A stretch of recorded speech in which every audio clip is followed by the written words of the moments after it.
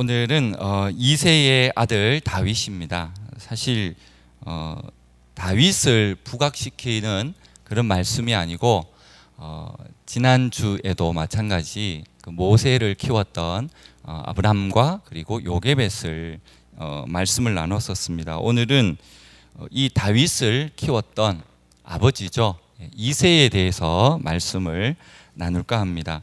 사실 다윗은 너무나도 유명하고 제가 또 물론 설교를 계속해도 부족함이 없겠지만 다윗은 너무나도 잘 알고 있고요. 또 이스라엘과 또 유다의 역사에서 가장 뛰어난 왕 중에 한 사람 아니겠습니까? 그런데 그의 신앙의 문제를 얘기할 사람은 아무도 없을 것입니다. 그는 하나님이 인정하는 마음에 합한 사람 또는 마음이 중심이 올바른 사람으로 그런 바른 신앙을 소유했던 사람입니다. 하지만 다윗이 처음부터 출중한 신앙을 소유를 했던 것은 아닐 것입니다. 분명히 그의 신앙은 믿음의 가정을 통해서 자랐고 또한 유대적 가르침을 받았고 그러한 가운데 다윗은 신앙을 아마 본받았을 것이라 생각이 되어집니다. 다시 말씀드리면 이러한 훌륭한 신앙을 소유한 아버지 이새가 있었기 때문에 다윗과 같은 이러한 위대한 신앙인이 나올 수 있었던 것이라는 겁니다. 물론 하나님께서 모든 것을 이루셨음을 우리는 부인할 수는 없는 것이죠.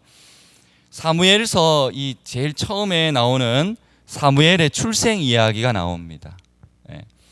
사무엘이 될 수 있었던 것은 바로 한나가 사무엘의 그 헌신에 관심을 가졌기 때문이죠.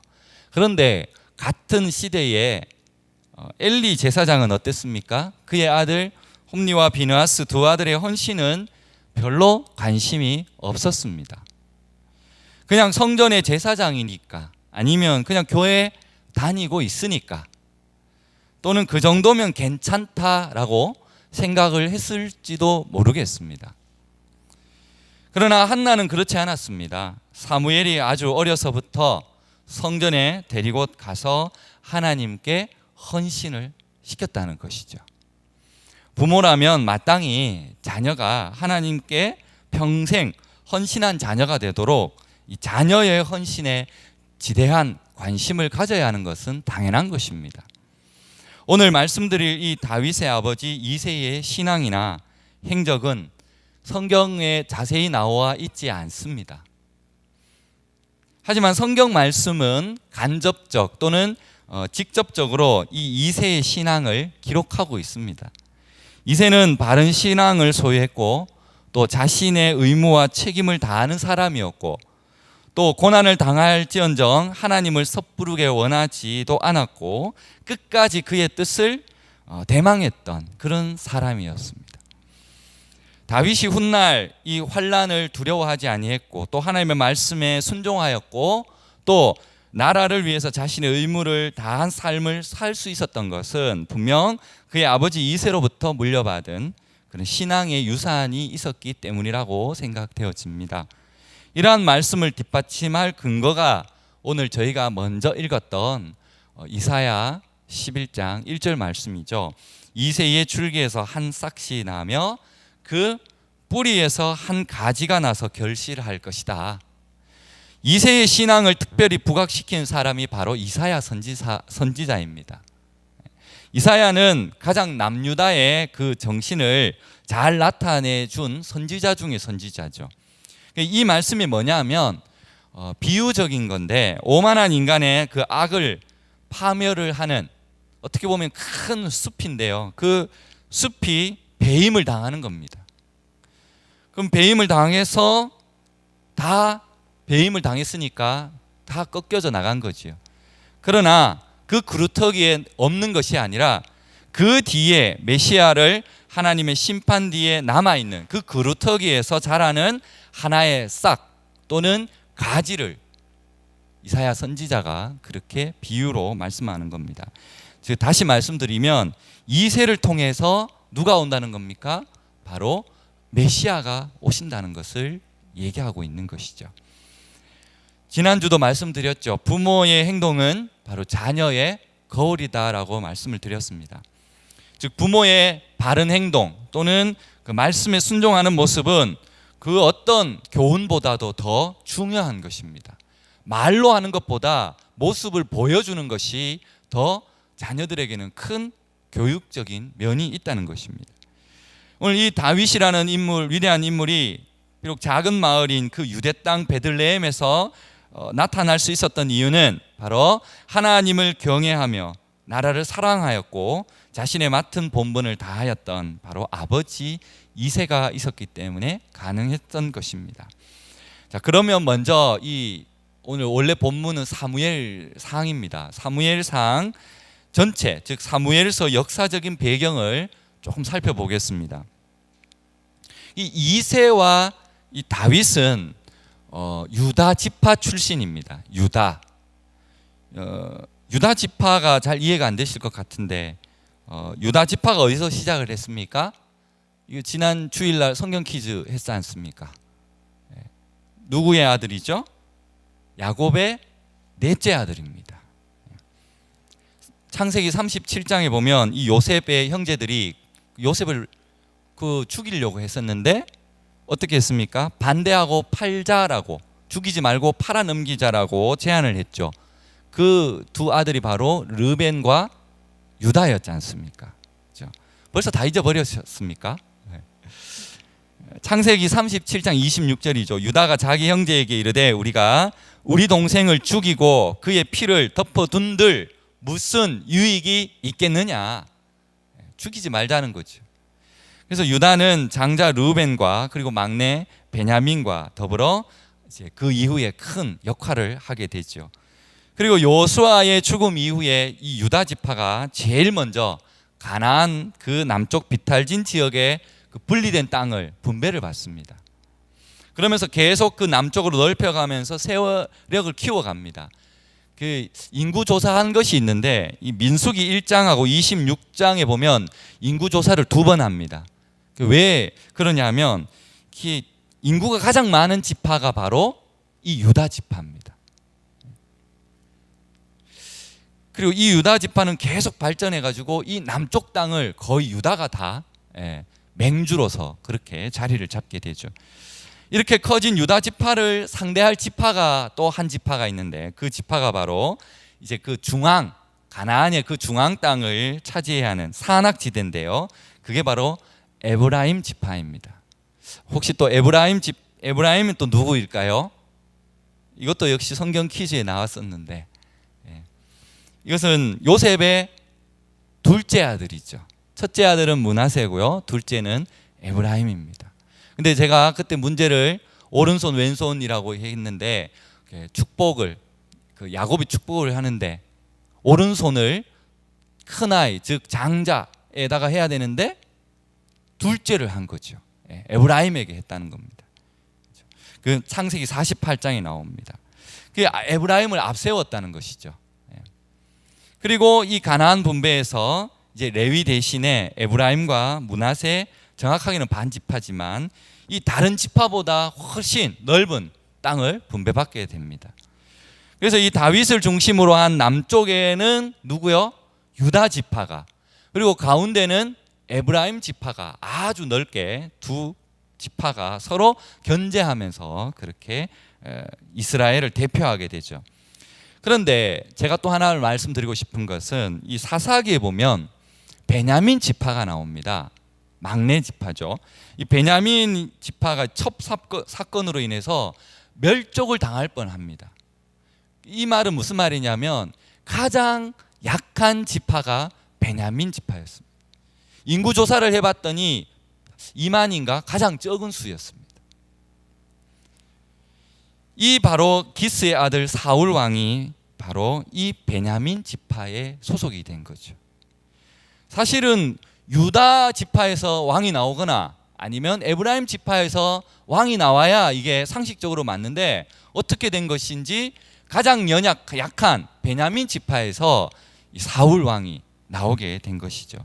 하나님께서는 이런 사울을 왕위에 세웠던 이유는 백성 위에 군림하지 말고 오직 겸손히 하나님을 의지하고 백성을 잘 다스리라는 그러한 뜻이 있었던 것입니다. 사울의 처음 출발은 아주 성공적이었죠. 장수로서 용맹했고요. 암몬과의 전투에도 이기고 승승장구를 합니다. 그런데 블레셋과의 전투 과정에서 뜻밖의 인물이 나타납니다. 생각지도 않았던 바로 소년 다윗이 나타나게 되는 것이죠. 이 다윗으로 말미암아 사울은 큰 고민에 빠집니다. 이후에는 오직 다윗을 죽이는데 이제 혈안이 되죠. 그래서 하나님의 말씀보다는 사람의 말에 더 귀를 기울이는 그런 왕이 되어버렸습니다. 그리고 사울의 그 강박관념과 아니면 또 악신으로 인해서 다윗의 바로 고난이 시작되는 배경이 된 것입니다. 다윗의 이런 고난은 다윗 혼자만의 문제가 아닙니다. 혼자면 얼마나 그나마 다행이지만 그렇지 않았다는 겁니다. 아버지 이새를 포함한 전 가족의 고난입니다. 이러한 고난을 당하는 다윗에게 대해서는 높은 평가를 하고 있지만 그를 그 자리에 있게 한 다윗의 아버지 이새에 대해서는 평가가 너무 적다는 것이죠. 그러나 말씀을 잘 살펴보면 얼마든지 이새에 대해서 우리는 후한 평가를 할 수가 있습니다. 오늘 그 부분을 좀 살펴볼까 하는데, 다윗을 세우시는 하나님께서는 그의 아버지 이새를 통해서도 일하고 계셨다는 것을 우리는 알아야 합니다. 그리고 우리를 통해서 하나님은 누군가를 역사하고 계신다는 것도 우리는 명심하셔야 합니다. 지금도 우리가 하나님께 믿음의 통로로 그리고 믿음의 도구로 잘 사용되어지기를 소망합니다. 그러면 이제 오늘 본문을 한번 읽어보겠습니다. 먼저 사무엘상 16장입니다. 다 펴주시기 바랍니다. 사무엘상 16장 1절에서 13절까지 한 절씩 교독하겠습니다. 구약성경 433페이지 되겠습니다. 사무엘상 16장 1절에서 13절까지입니다. 1절 말씀, 여호와께서 사무엘에게 이르시되 내가 이미 사울을 버려 이스라엘 왕이 되지 못하게 하였거늘 내가 그를 위하여 언제까지 슬퍼하겠느냐. 너는 뿔에 기름을 채워 가지고 가라. 내가 너를 베들레헴 사람 이새에게로 보내리니 이는 내가 그의 아들 중에서 한 왕을 보았느니라 하시는지라.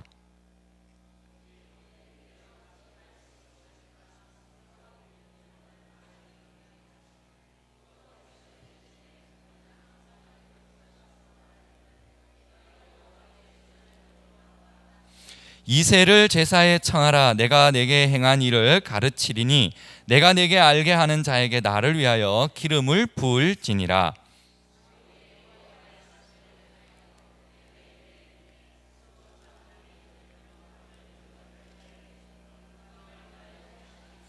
이르되 평강을 위함이니라. 내가 여호와께 제사하려 왔으니 스스로 성결하게 하고 와서 나와 함께 제사하자 하고 이새와 그의 아들들을 성결하게 하고 제사에 청하니라.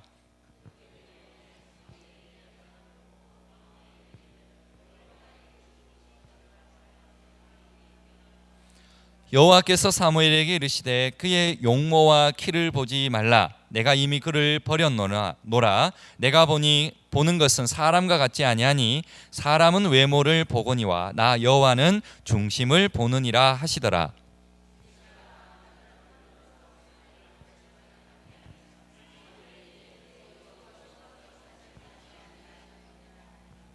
이새가 산마로 지나가게 하매 사무엘이 이르되 이도 여호와께서 택하지 아니하셨느니라 하니라.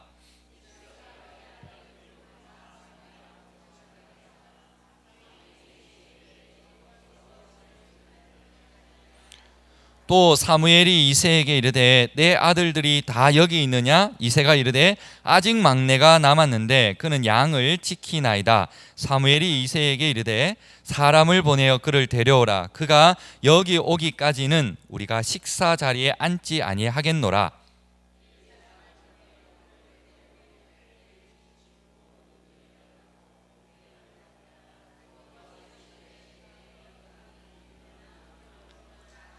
13절 같이 읽겠습니다. 사무엘이 기름 뿔병을 가져다가 그의 형제 중에서 그에게 부었더니 이날 이후로 다윗이 여호와의 영에게 크게 감동되니라. 사무엘이 떠나서 라마로 가니라. 아멘. 분명히 먼저 나오는 부분은 이 다윗이 사무엘에게 기름을 붓는 본문입니다.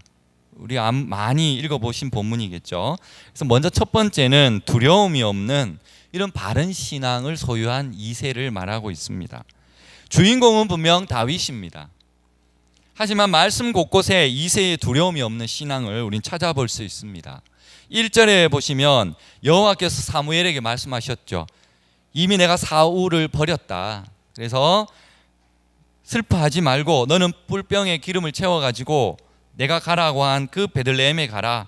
그 중에 내가 한 왕을 세우겠다라고 말합니다. 여호와께서는 사울의 잇따른 잘못으로 인해서 그를 버리기로 작정하셨죠. 사무엘에게 뿔을 채워 가는데 사실 이것은 위험합니다. 사무엘이 이 베들레헴에 가기 위해서는 그 길이 조금 지형적으로 보면 사울이 있는 바로 그 기브아를 지나가야 합니다. 현재 자기가 있는 곳에서 베들레헴, 라마에서 베들레헴으로 가려면 사울이 있는 그 기브아를 지나가야 합니다. 근데 지나갈 수 있겠습니까? 기름 부은 왕이 거기 있는데 또 다른 왕에게 기름 부으러 간다면 사울이 그 가만두지 않겠죠. 목숨 걸고 가야 하지 않습니까? 그런데 2절에서 여호와께서 사울을 속이기 위해서 여호와께 제사를 드린다 하고 라마를 떠나서 베들레헴으로 가라고 말씀합니다. 무사히 이제 베들레헴에 도착한 사무엘은 이제 하나님의 명령에 따라 이새의 아들을 이제 쭉 보게 되죠. 7명의 아들을 쭉 봅니다. 그런데 하나님이 선택한 사람이 없는 것이죠. 그래서 결국은 들에서 양을 치고 있던 막내 아들 다윗에게 불러서 그에게 기름을 붓게 됩니다. 사무엘조차도 이 사울을 두려워했는데 이새는 어떻겠습니까? 이새는 그의 아들을 통해서 이루시는 그 하나님의 역사를 지금 눈으로 목도하고 있습니다. 아들들을 사무엘에게 선보였다는 것은 나중에 훗날에 이것이 사울 귀에 들어갔다면 이새가 온전할 수 있겠습니까? 역시 두려운 일이고 큰 해를 당할 수 있는 일이죠. 어찌 한 나라에 기름 부은 자가 2명이 있을 수 있겠냐는 것입니다. 마침내 기름 부음 받은 다윗을 보고 이새는 크게 기뻐합니다. 이런 두려움은 생각하지 않은 것이죠. 이 신앙은 다윗에게도 역시 마찬가지입니다. 다윗 역시 자기에게 닥쳐올 이 사울로 말미암아 고난과 역경을 충분히 예상할 수 있습니다.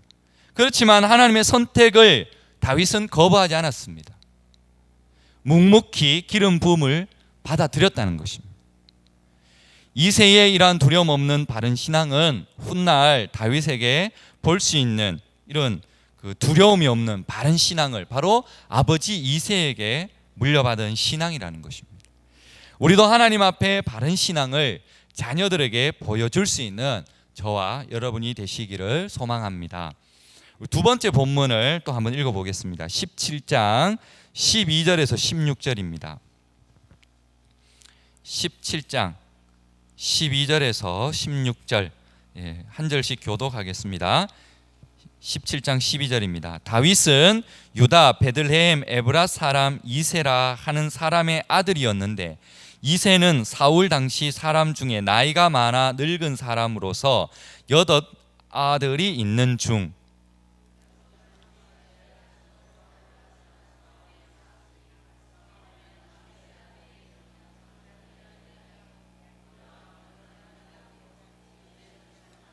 다윗은 막내라 장성한 3사람은 사울을 따랐고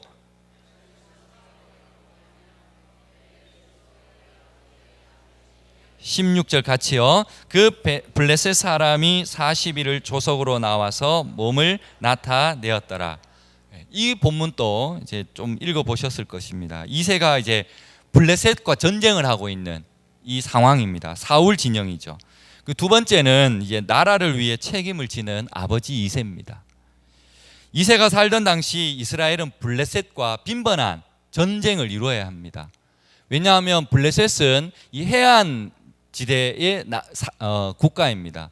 그러면 해안에 있으면 어디로 가고 싶어 하겠습니까? 당연히 내륙으로 가고 싶어 하죠. 그럼 이스라엘은 반대로 내륙 국가인데 무엇이 필요합니까? 해안에 있는 항구가 필요한 거예요. 그러니까 서로 싸울 수밖에 없는 겁니다.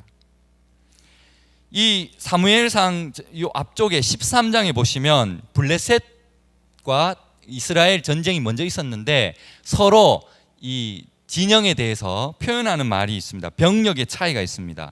먼저 이스라엘 군대는요, 13장 2절인데 이스라엘 사람 3,000명을 택하여 그 중에서 2,000명은 자기와 함께 믹마스와 베델산에 서 있게 하고 1,000명은 요나단과 함께 베냐민 기브아에 있게 하고 남은 백성은 각기 장막으로 보내니라.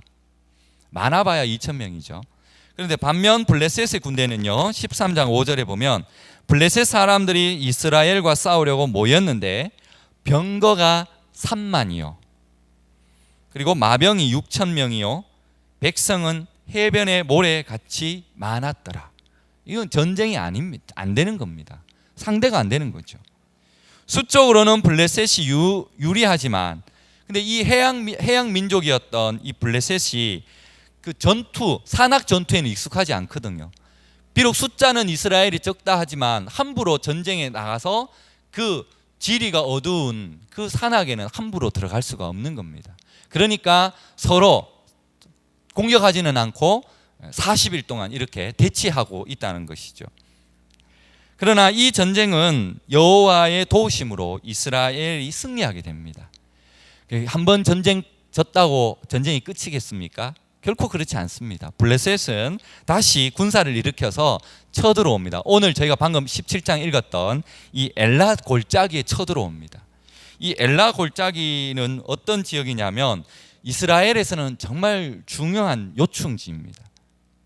이 엘라 골짜기가 무너졌다 그러면 베들레헴까지 그냥 다 내줘야 하는 상황입니다. 우리나라 제가 잠깐 찾아보니까 6.25 전쟁을 한번 찾아봤습니다. 찾아보니까 1950년 6월 25일 날 일어났겠죠. 그러니까 6.25죠. 그런데 3개월도 안 되었는데 거의 남한 땅이 다 적토화가 됐습니다. 지도를 보니까 겨우 남아있는 것이 어디냐면은 안강, 영천, 그리고 다부, 외관 이쪽, 그리고 뭐 창원, 마산, 창녕 요렇게 무슨 그림 대충 아시겠죠? 경남 쪽하고 우리 여기 다부동 요쪽밖에 안 남은 겁니다. 몇 년 전쟁한 게 아니라 3개월 만에요. 낙동강을 기준으로 해서 최대한 시간을 벌어야겠죠. 시간을 벌어야 이 남한의 지도부와 미군이 전쟁은 끝이라 생각하고 탈출할 생각을 하고 있었던 겁니다. 그러니까 이 낙동강 전선이 어떻게 보면 최후의 보루입니다. 이거 무너지면 끝인 거죠. 그래서 이 낙동강을 기준으로 해서 엄청난 전쟁을 치루었습니다. 기록을 보니까 이 다부 전투, 여기 다부동에 있는 다부 전투가 8월 3일에서 9월 22일까지 얼마나 치열했는지, 이게 뭐 아침 저녁으로 주인이 바뀌었답니다. 아침에는 뭐 북한군이 주인이었다가 저녁에 되면 다시 우리나라가 또 점령하고 엄청나게 쏟아부은 거죠. 그만큼 이 선이 무너지면 안 된다는 것이죠. 결국 이 마지노선 덕분에 보급로를 차단하는 결국 인천 상륙 작전이 성공하게 될 수 있었던 이유가 되었습니다. 이러한 전투의 중요성을 잘 알고 있던 이새는 이 베들레헴 사람들을 적극적으로 전투에 참여를 시키죠. 근데 재미있는 것은 그의 아들이 8명이죠. 8명인데 장성한 아들 3명, 이 3명을 전투에 참여를 시킵니다. 나라를 위해서 책임지는 아버지의 모습을 보여주는 겁니다. 본인도 나가고 싶었겠죠. 그러나 나이가 연로하기 때문에 본인은 나갈 수 없죠. 오늘날 군대 생활이 아무리 편하다 해도 이 아들 3명을 동시에 입대시킨 부모의 마음이 어떻겠습니까? 아무리 편한 군대라고 하더라도요. 근데 당시에는 호적 정리도 제대로 안 되어 있고요. 그리고 뭐 병적 기록부도 제대로 되어 있지 않는 그 시대적인 상황에서도 아들을 보낸 겁니다. 그리고요, 아까 제가 말씀드렸다시피 블레셋하고의 전쟁은 상대가 안 됩니다. 이게 불보듯 뻔한 전쟁이죠. 그런데도 불구하고 아들 셋을 보냈다는 겁니다. 사실 율법에 보면 이런저런 핑계를 대고 아들을 군대 안 보내도 됩니다. 신명기 20장에 보면 너희가 전쟁에 나가 싸울 때에 적들이 많음을 보고 두려워하지 말라. 애굽 땅에서 인도하신 하나님 여호와께서 너희와 함께 하신다. 그러나 이런 자들은 돌려보내라고 합니다. 어떤 자들이냐면 새 집을 건축하고 낙성식을 못한 자. 왜냐하면 다른 사람이 낙성식 하면 안 되니까요. 그리고 또 포도원을 만들고 그 과실을 먹지 못하는 자, 또 여자와 약혼하고 그를 취하지 못한 자, 마음에 겁을 내는 자, 이런 자들은 어떻게 하라고요? 집에 돌려보내라 했습니다. 이런저런 핑계대고 군대 안 가도 된다는 거죠. 하지만 이새는 장성한 아들 모두를 전쟁에 참전을 시킵니다. 이 세 명의 아들을 전쟁을 보낸 이 이새를 생각하면서 예전에, 정말 오래된 예전에 그 영화가 하나 있습니다. 보신 분 있을지 모르겠지만 이 1998년, 굉장히 오래되었죠. 이 라이언 일병 구하기라는 영화가 있습니다. 우리 연세 많으신 분들, 우리 권사님, 집사님은 못 보셨을 것 같기도 한데 당시에는 흥행의 대작이었습니다. 이 무슨 정말 영화이긴 하지만 정말 가슴 아픈 그런 이야기가 있습니다. 배경은 1944년 세계 2차 대전입니다. 그러니까 연합군과 독일의 전쟁이죠. 근데 이 엄청난, 그러니까 이제 2차 대전이 거의 끝날 무렵이에요. 45년의 전쟁이 끝나니까 마지막 종전을 앞두고 정말 많은 사람들 역시 쏟아붓습니다. 근데 미국 행정부가 이 전사자, 그러니까 사람이 죽으면 전사자를 그 가족에게 통보를 하는데 정말 이 놀라운 이야기가 하나 있는 겁니다. 뭐냐면 사형제를 모두 그 군대에 보냈는데 이게 날짜만 다르지, 시차가 다르지, 첫째 아들이 죽고 좀 시간이 지나고 또 며칠 사이에 둘째 아들이 죽은 전사자 통보를 받습니다. 그리고 또 며칠이 안 되어서 세 번째 아들도 전사자 통보를 받습니다. 그걸 엄마가 받고는 쓰러지는 거죠. 그런데 이 넷째 아들, 즉 막내 아들이 아직 살아있는 겁니다.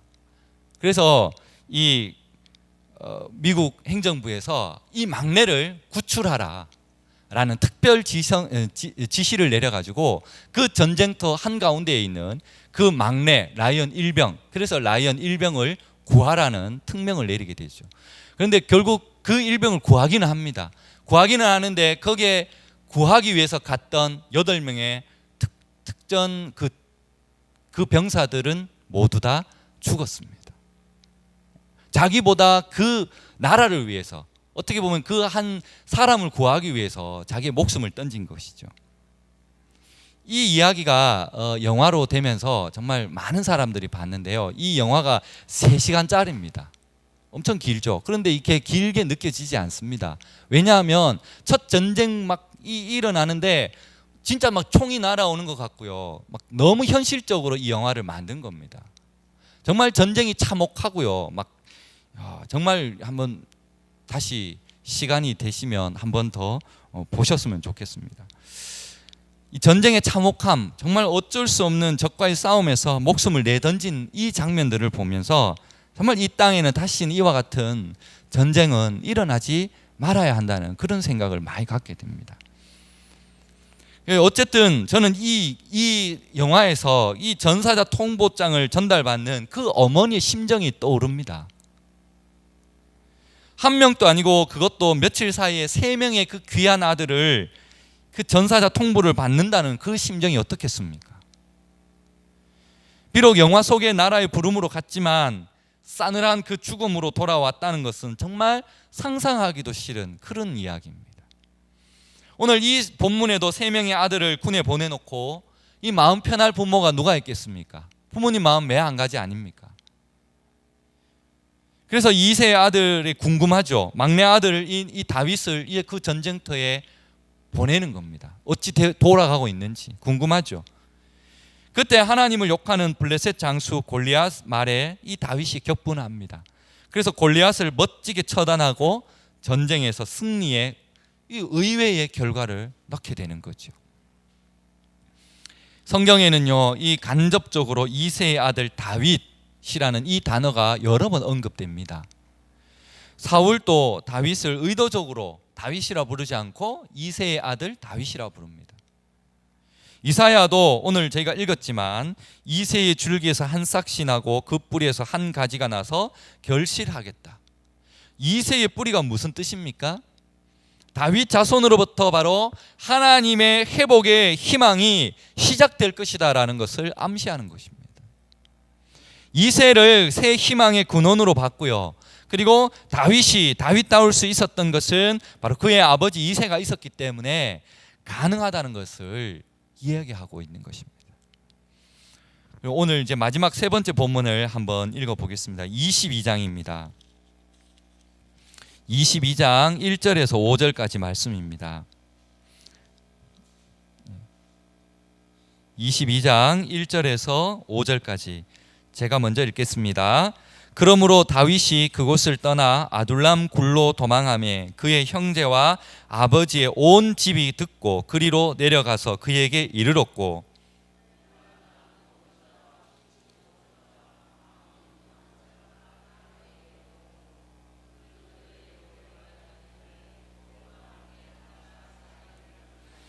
다윗이 거기서 모압 미스베로 가서 모압 왕에게 이르되 하나님이 나를 위하여 어떻게 하실지를 내가 알기까지 나의 부모가 나와서 당신들과 함께 있게 하기를 청하나이다 하고,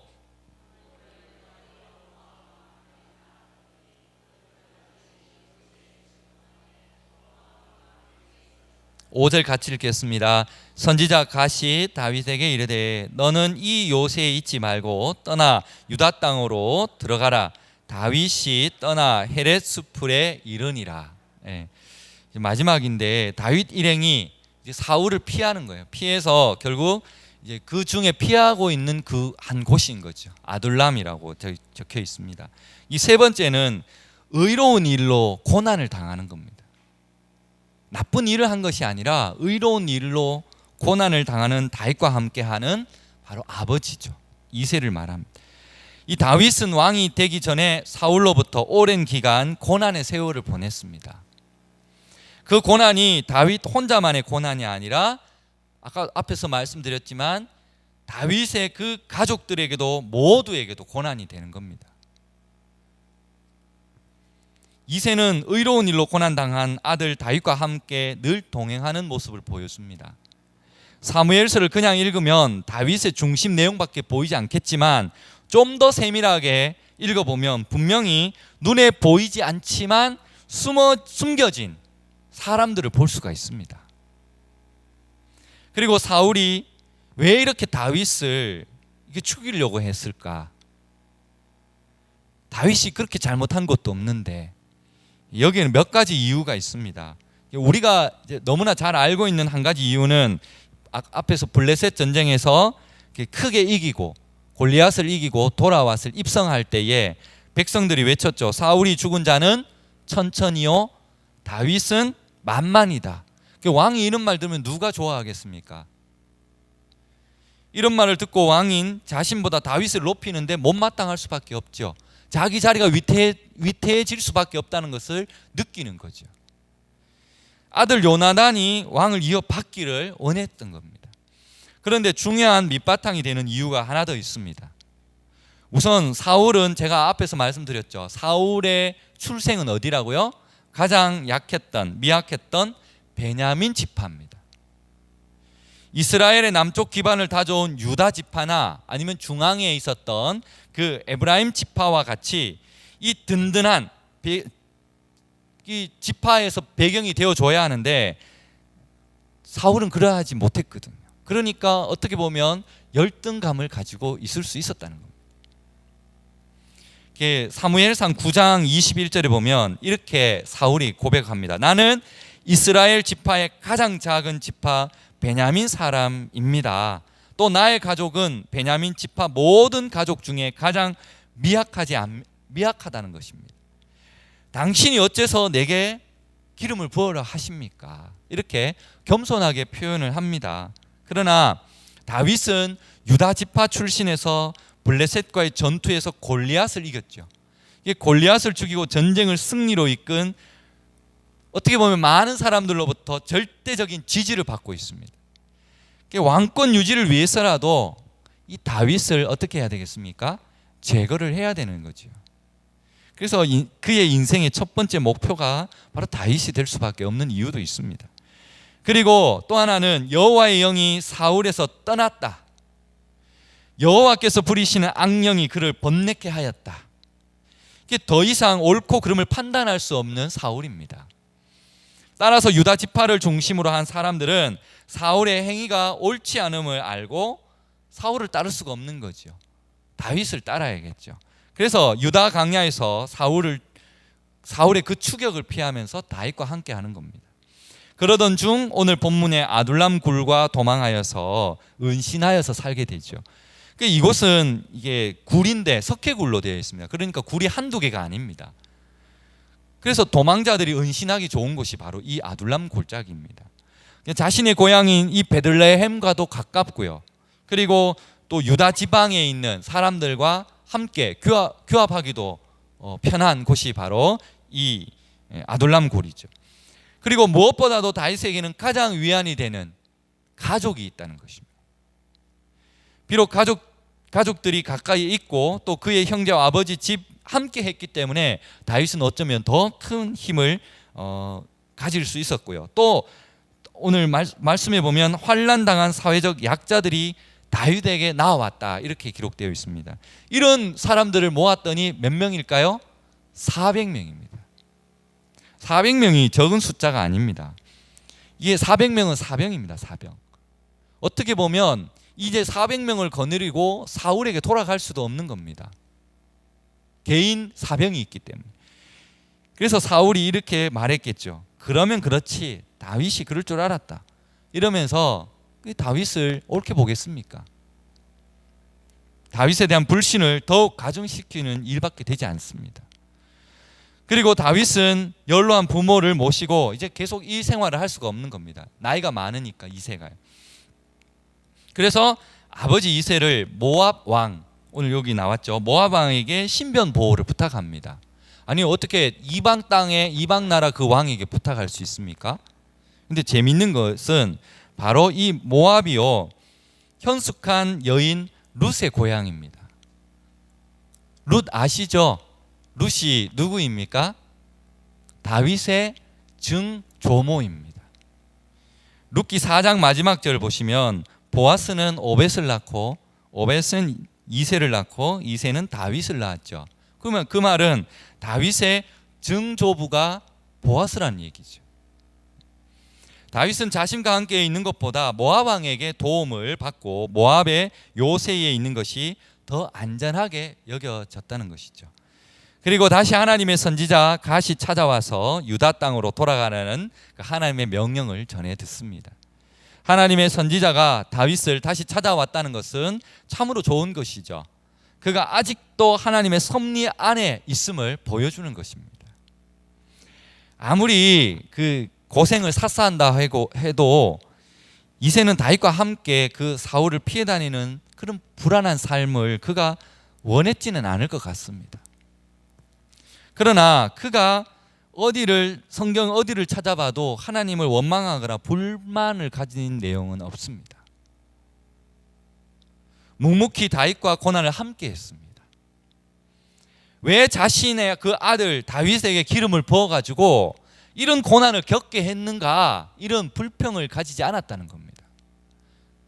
아니면 기름을 부었으면 당장 왕이 되어야 되지 않습니까? 그런데도 몇십 년 정도, 16년인가 17년 정도 도망을 하는 그런 삶을 살게 되는가, 이런 원망도 하지 않았습니다. 이새는 기다리는 것 말고는 도리가 없는 것이죠. 이러한 모습은 다윗이 기름 부음을 받는 그 사울이 기름 부음 받은 자이지 않습니까? 그런데 그 기름 부음 받은 사울을 죽일 수 있는 기회가 2번이나 있었는데도 불구하고 사울을 죽이지 않았습니다. 그것은 하나님의 뜻에 맡기는 거죠. 하나님 뜻에 순종하는 모습을 보여준 것이죠. 그것은 기름 부음은 하나님께서 하신 것이기 때문입니다. 기름 부음 받은 사람이 사울과 다윗 2명이라면, 그러니까 즉 2사람이 왕이라면 이것은 하나님께서 하셨기 때문에 하나님께서 해결하실 수 있다는 그러한 믿음을 가지고 있었던 겁니다. 이것이 바로 다윗의 믿음이고 이새의 믿음인 것입니다. 말씀을 맺겠습니다. 다윗을 최고의 신앙인 중 한 사람으로 말한다고 해도 아무도 여기에 대해서 이의를 제기할 사람은 없을 것입니다. 이사야 선지자를 통해서 이새를 다윗의 뿌리라고 말한 것은 바로 다윗의 신앙이 이새로 말미암아 시작되었다는 것을 말할 수 있는 겁니다. 이새의 그러한 두려움 없는 바른 신앙과 그리고 나라를 위해서 책임을 다하는 신앙, 또 의로운 일로 고난 당하지만 묵묵히 참고 견디면서 그 하나님의 뜻을 기다리는 그러한 바른 신앙처럼 우리도, 부모된 우리도, 때로는 교사가 된 우리도, 아니면 선배가 된, 그리고 앞선 세대가 된 우리가 바로 바른 행동과 그리고 말씀에 따른 순종의 모습으로 나아가야 될 것이라고 믿습니다. 이 시대에 또 다른 다윗의 모습을 기대한다면 이새와 같이 묵묵히 우리 하나님의 말씀을 실천하는 그런 부모, 교사, 선배, 그리고 앞선 세대가 되어야 할 것입니다. 기도하겠습니다.